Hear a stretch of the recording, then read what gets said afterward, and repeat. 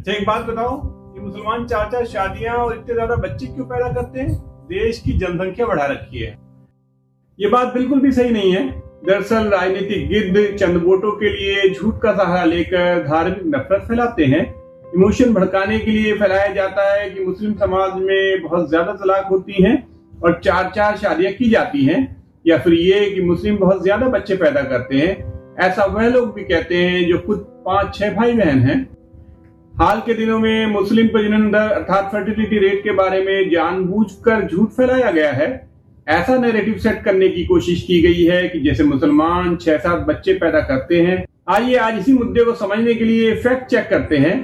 अगर आपने अभी तक हमारे इस चैनल को सब्सक्राइब नहीं किया है तो फिर देर क्यों करनी, अभी कर लीजिए। अगर हम भारत सरकार के ऑफिशियल आंकड़ों की बात करें तो भारत में मुस्लिम प्रजनन दर 1992 में 4.4 थी, जो कि 2019 में गिरकर 2.4 हो गई। वहीं हिंदू प्रजनन दर जो कि 1992 में 3.3 थी, वे 2019 में गिरकर 1.9 हो गई। अगर सरकार के इस आंकड़े को देखेंगे तो हमें पता चलता है कि जैसे जैसे समाज में शिक्षा का स्तर बढ़ा है, प्रजनन दर में उतनी ही तेजी से गिरावट आई है। बल्कि आंकड़े बताते हैं कि जितनी तेजी से मुस्लिम समाज में गिरावट आई है, उतनी तेजी से गिरावट किसी और समाज में नहीं आई है।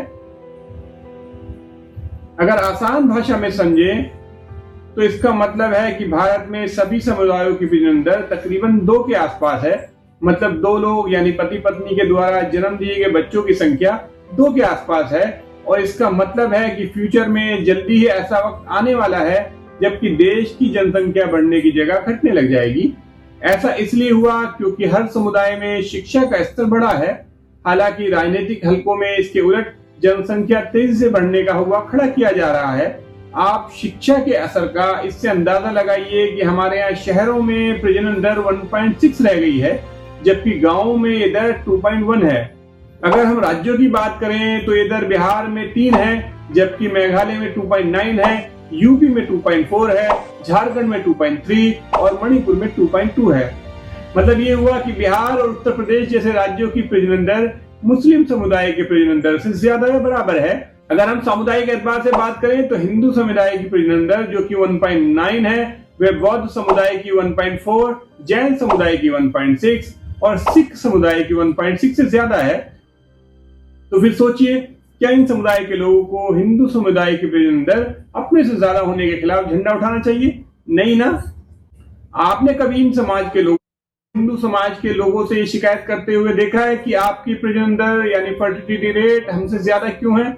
ऐसा इसलिए देखने में नहीं आता है क्योंकि ऐसा करने से राजनीतिक फायदा मिलने की संभावना नहीं है।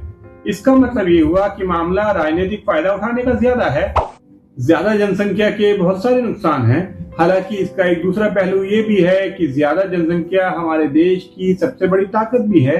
90 के दशक के ग्लोबलाइजेशन के बाद हमारे देश के लोगों की परचेजिंग पावर बढ़ने से हमारी ये ताकत भी कई गुना बढ़ना शुरू हो गई थी। और यही वजह है कि आज कोई भी बड़ा देश हमारी नाराजगी मोल नहीं ले सकता है। जरूरत मैन्युफैक्चरिंग इंडस्ट्री को खड़ा करने की है, जो कि हाल के सालों में बहुत डिक्लाइन हुई है। आंकड़ों से ये समझ में आता है कि जन्म दर का ताल्लुक शिक्षा के स्तर से होता है, पर बेशर्मी यह है कि सरकारें इसका हल मतलब शिक्षा के स्तर को बढ़ाने का मंथन करने की जगह इसे भी नफरत का हथियार बनाती हैं। जबकि इसकी जगह ये होना चाहिए था कि ज्यादा से ज्यादा और वर्ल्ड क्लास स्कूल और सरकारी कॉलेजेस खोले जाएं। आप अपने परिवार और आसपास देखकर हमें कमेंट में बताइए कि क्या 12वीं क्लास में पास होने वाले सभी बच्चों का सरकारी कॉलेज या यूनिवर्सिटीज में एडमिशन हो जाता है। इसी एक टेस्ट से आपको पता चल जाएगा कि सरकारें मसलों का हल करने के लिए कोशिश करती हैं या फिर उसकी जगह वोट पाने के लिए जनता को इमोशनल बेवकूफ बनाती हैं। अगर ज्यादा कॉलेजेस होंगे तो एडमिशन के लिए मारामारी नहीं होगी। हालांकि ये सरकार का कर्तव्य है कि हर पास होने वाले बच्चे को हायर स्टडी के लिए एडमिशन होना सुनिश्चित किया जाए, क्योंकि पढ़ेगा इंडिया तभी तो आगे बढ़ेगा इंडिया। और हाँ, अगर आपको मेरा वीडियो पसंद आ रहा है तो चैनल को सब्सक्राइब क्यों नहीं कर रहे हैं? क्या कहा कर लिया है फिर ठीक है, पर जिन्होंने अभी तक सब्सक्राइब नहीं किया है वे अब कर लें और सामने बने बेल आइकन को भी दबा दीजिए, जिससे कि हमारी हर कोशिश हर वीडियो आप तक तुरंत पहुंचती रहे।